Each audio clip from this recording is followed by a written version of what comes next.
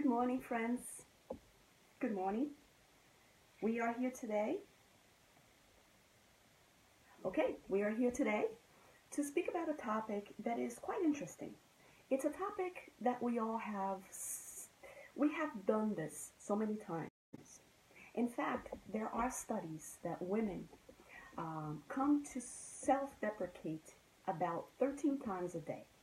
There are studies showing that women are the people that mostly talk badly about themselves.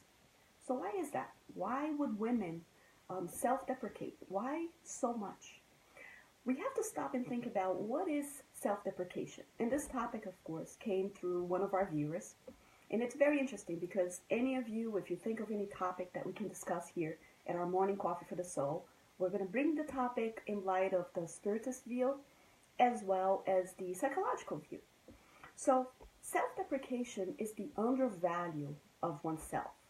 When one self-deprecates, they usually do it in a way of laughter, in a comic way. We see a lot of comedians self-deprecating. They do their jokes, they joke about themselves.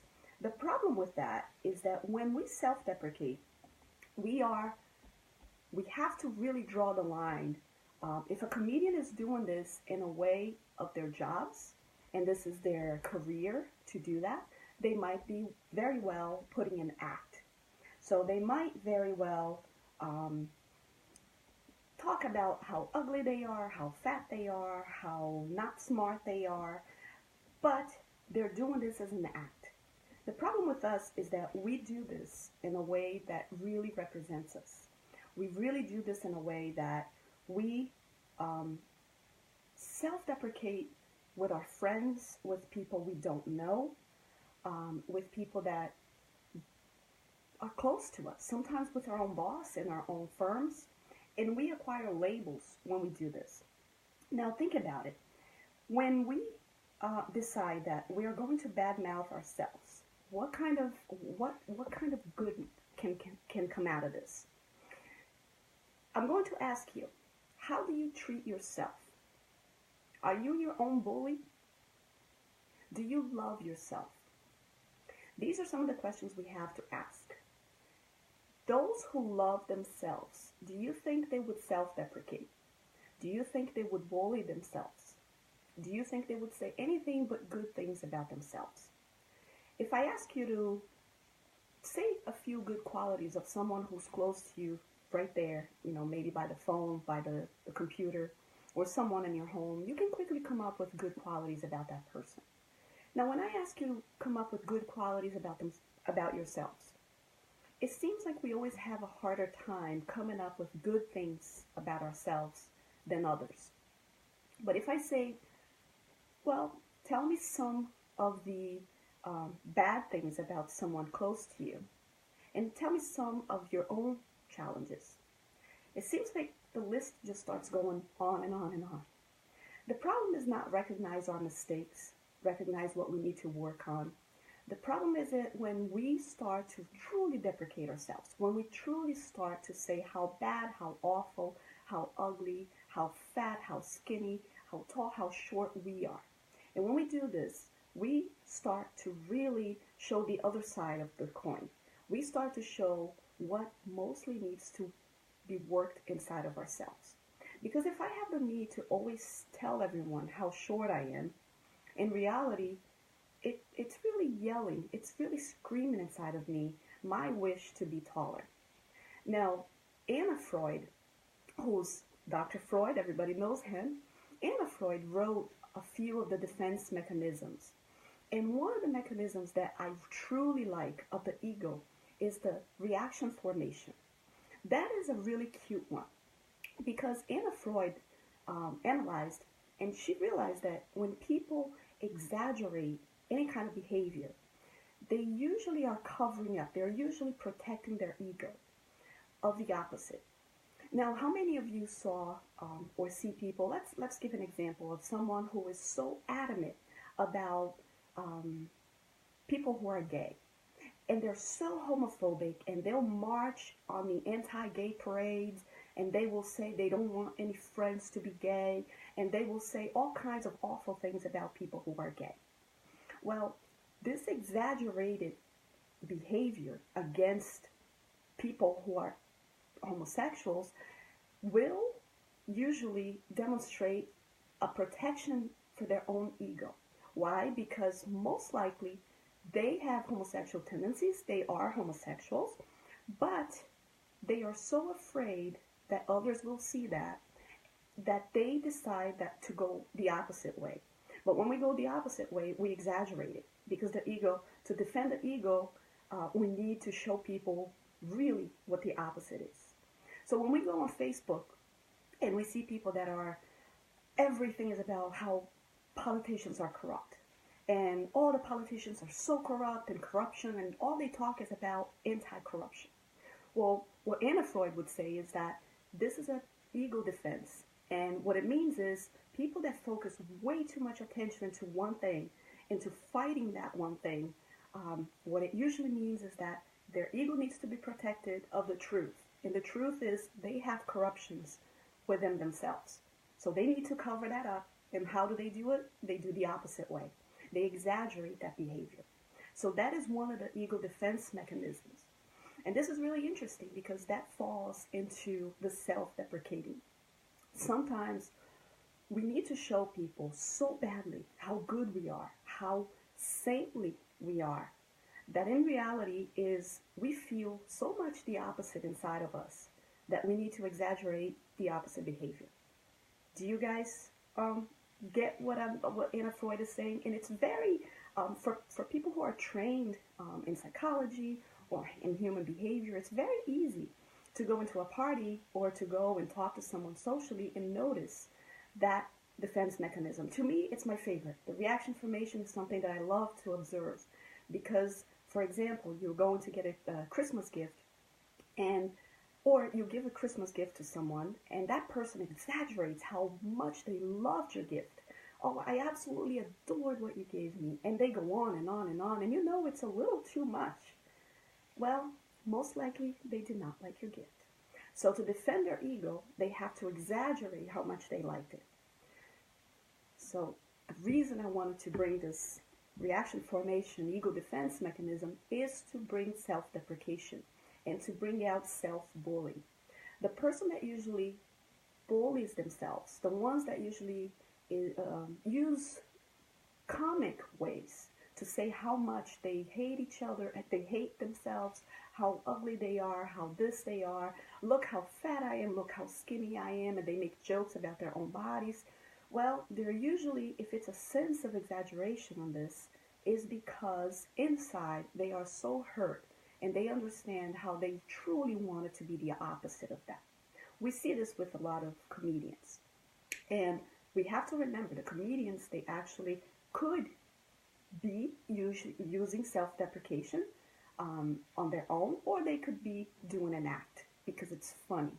Now, it's not funny in our lives. When we know that studies are showing that women self-deprecate 13 times a day, that is very sad. When you talk badly about yourselves, when you see your own faults all the time and you need to talk about them, that is not self-love.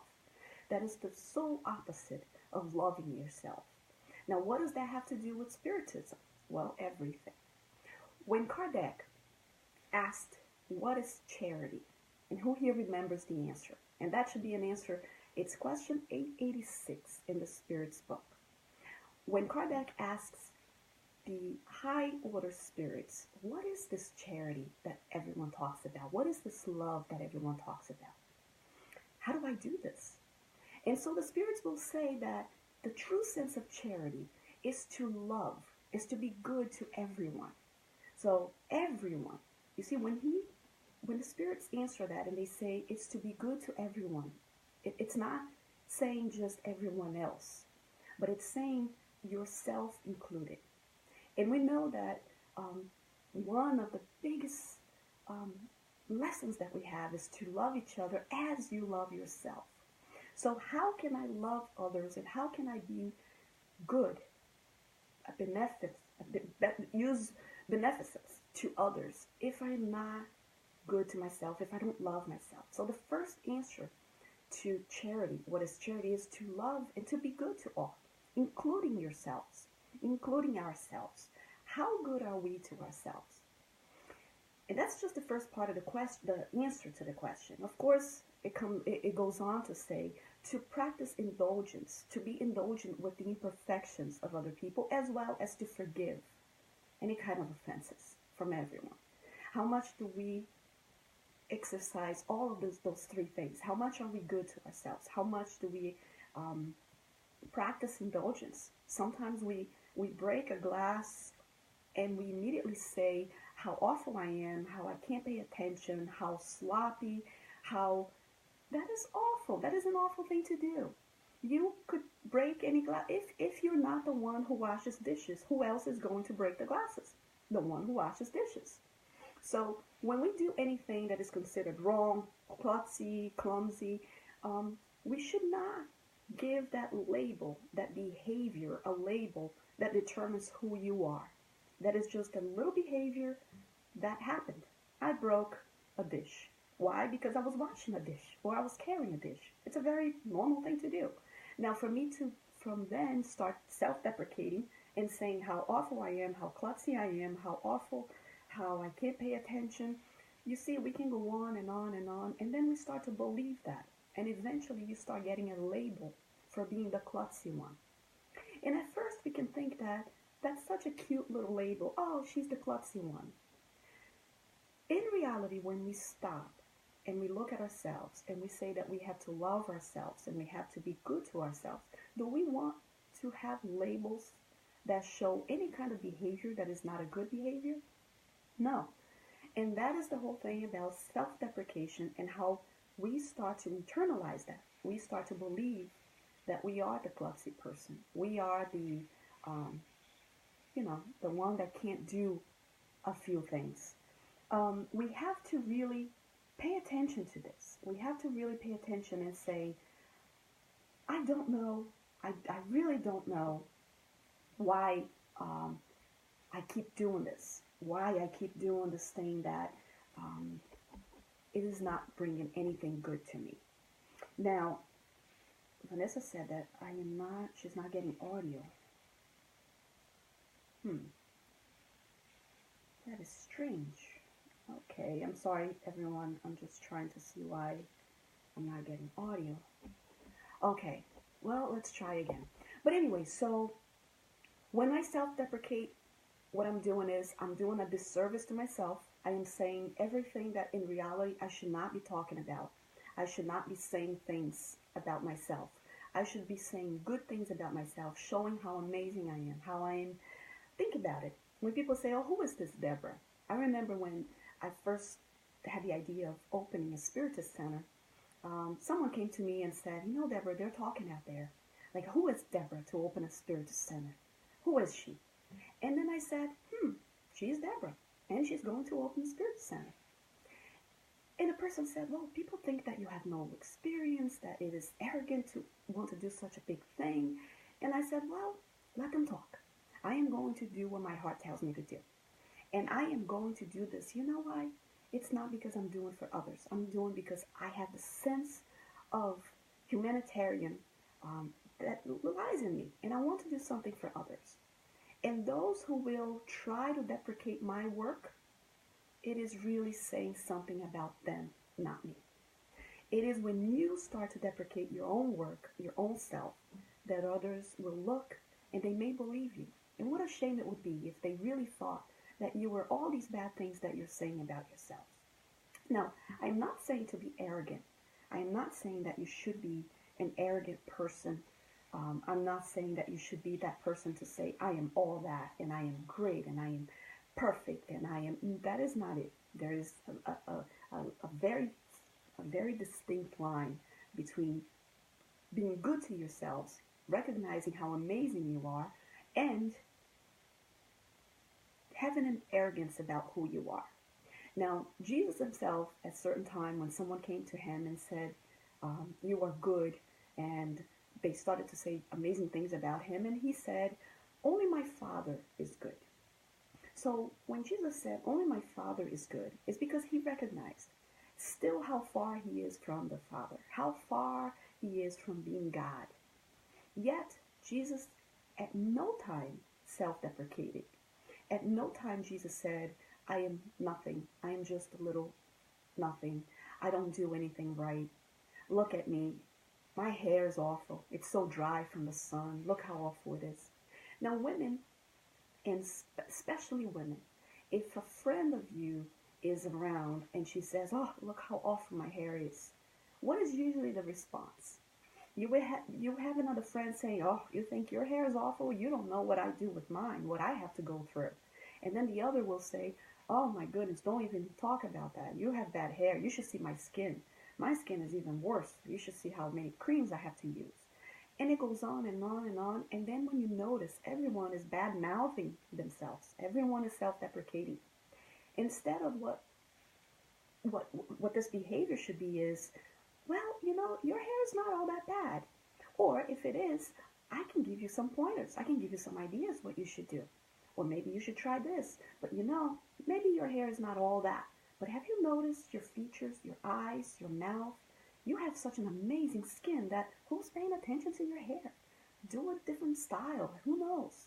So when we are motivators, and Jesus was the biggest motivator that ever walked on earth. Jesus did, at no point, he belittled himself. He self-deprecated. Jesus at no point said anything negative about himself. He was humble enough to understand that this good is only God, his Father. But he was still here doing his Father's work, and he and his Father were the same.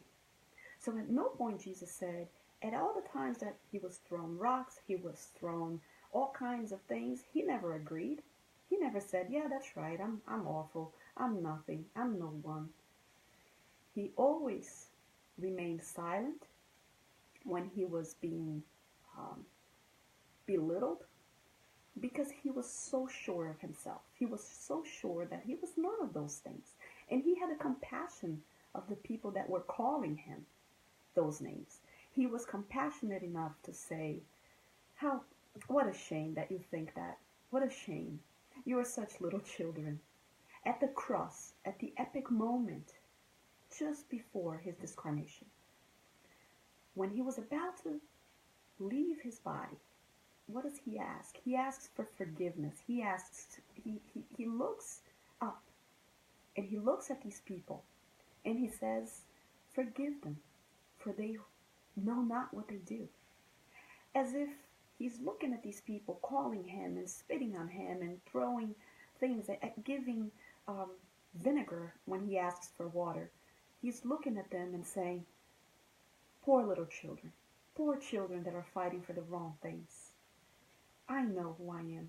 I came here to do my job. I came here to show love. And you know what? This is just the beginning. So many more will understand what love is. So remember, a person who loves oneself, if I love myself as the spirits have asked us to do, as the question 886, when Kardec asked, what is charity? And they said, benevolence with all. That means I will be good to all, including myself. I will not bully myself. And I urge you, perhaps today we can all start truly thinking about this and truly believing that we deserve more than all the bad words that we say to ourselves. We deserve more than looking at ourselves and seeing only our faults. We should really look at ourselves. How many times we say, oh, I'm so stupid. Oh, I can't believe I did this. Only a stupid person would do that. That is such an awful thing to say. When you stop and you say, I am not stupid. I made a mistake. You see, you will rewire your brain, your way of thinking. And a person who thinks good things about themselves will start to have eyes of seeing others in a good way. Those who see all the evils inside of them begin to see all the evils inside of others. So when Jesus said, when your eyes are light, when your eyes are good, all of your spirit will be light. What that means is that when my eyes are good, when I see the goodness inside of me, I will also see the goodness inside of others. I will see the light that everyone has. We see so many people just criticizing. It is so easy to be on a live TV like this. And a lot of times you get criticism. But it is so tough to look at ourselves and say, I will do my best. Will I make a mistake? Absolutely. But you know what? It is not a few people that will say, maybe I don't like your little show. That is not going to stop me because I am okay with myself. So I urge you all, no matter what you do at your job, as a mother, as a father, as a parent, to really look at yourself and see, I am doing the best I can. I will stop self-deprecation today. And it's a work in progress because we get this bad habit. Let's break this habit today. If Kardec at one point had said, I am going to just stop. I can't do this. It's just too much. I don't know if I'm doing this right. I am awful. I think I'm just a dreamer. I'm really not a good writer. I'm really not that great of a scientist. If he started doing all this, how awful. How terrible for us to not have known this amazing man and all his work.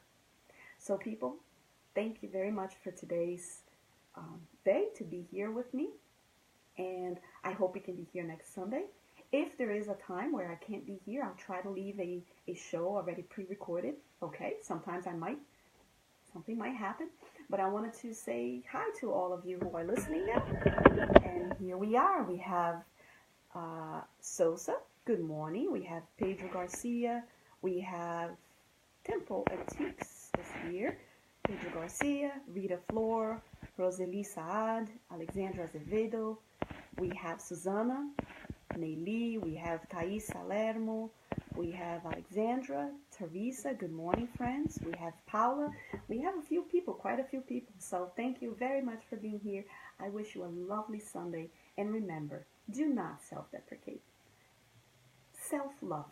That is always the answer. That is what Kardec did all this work for us to learn how to love not only others, but especially ourselves. And that is why Jesus came here, to exemplify what kind of love we should be exercising to others and to ourselves. Thank you, everyone. I hope you have a wonderful Sunday.